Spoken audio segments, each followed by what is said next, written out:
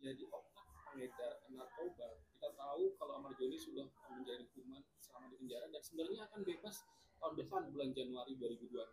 Tapi lagi-lagi dia terjerat menjadi otak pengedar di dalam rutan. Saling Bandi, abang melihat dari perspektif hukum tentang apa yang dilakukan oleh Ahmad Joni sendiri dan terkait dengan narkoba seperti apa, bang?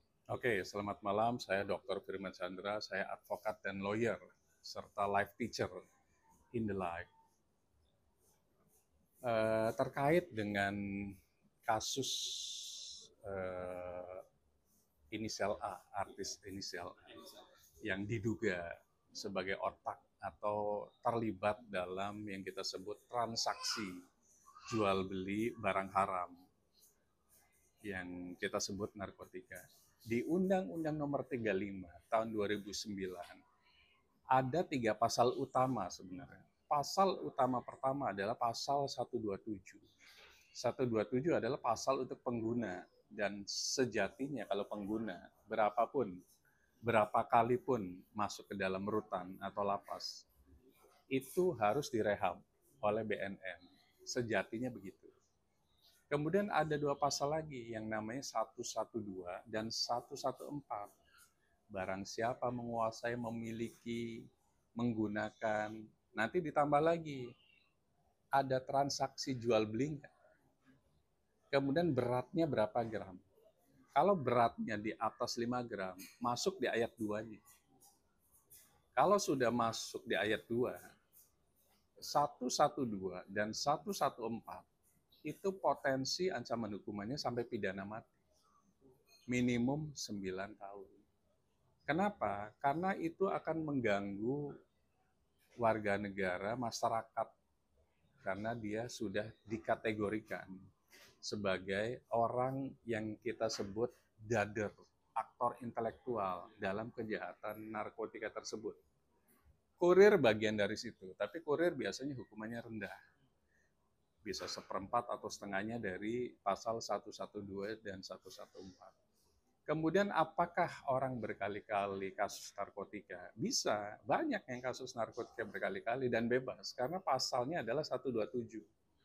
Apalagi pasal 127 menurut ex Kepala BNN, Komjen Anang Iskandar, harusnya pasal 127 tidak perlu ditahan di rutan ataupun di lapas, karena dia sakit. Kalau tidak menggunakan itu sakit. Sekarang yang diincar oleh BNN dan polisi adalah barang siapanya yang menjual dan mendistribusikan barang haram tersebut, baik sabu, baik narkotika jenis lainnya, kokain, ganja, dan lain-lain. Kemudian di artis A ini di dalam tiba-tiba ada mungkin dugaannya sidak, kira-kira gitu. Inspeksi mendadak dari KPLP, mungkin KPLP itu di bawahnya Karutan atau Kalapas. Jadi kepala petugas atau pengawas dari lapas tersebut. Artinya dia kepala pengamanannya lah gitu lah di dalam rutan atau lapas tersebut. Menemukan barang yang kita sebut narkotika. Handphone saja nggak boleh masuk ke dalam lapas. Gimana barang yang kita sebut narkotika, gitu. Apalagi dijual belikan. Sidak, kemudian ada OTT bisa jadi. Ya itu lebih berat lagi. Tinggal si Kalapas atau KPLP atau sipir, misalnya petugas lapas dan petugas rutan. Apakah ini membuat LP? Kalau membuat LP seperti penyidik kepolisian, ini masuk. Diproses lagi dan ancaman hukumannya lebih berat lagi. Tinggal ditimbang berapa gram yang diedarkan atau dijual belikan oleh yang kita sebut warga binaan atau napi inisial A tersebut. Kalau di atas 5 gram, bisa sampai pidana mati. Bang, berarti bisa bilang kan sekitar Januari tahun depan akan bebas AM ini tersebut AZ.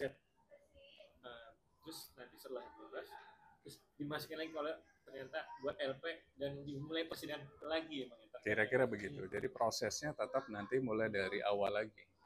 Jadi LP itu masuk, kemudian ada penyidikan. Penyidikannya bukan oleh rutan, tapi oleh penyidik. Apakah penyidik BNN atau penyidik di Polresta atau di Polda atau Bareskrim. Misalnya dia ada di Salemba. Salemba itu Jakarta Pusat misalnya.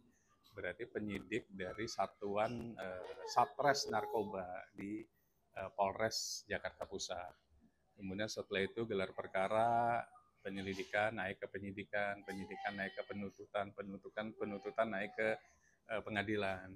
Nanti hakim akan memutus hukumannya berapa lama.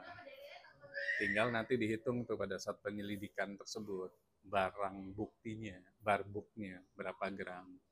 Kalau di atas 5 gram, ya ancamannya sampai pidana mati, minimum 9 tahun.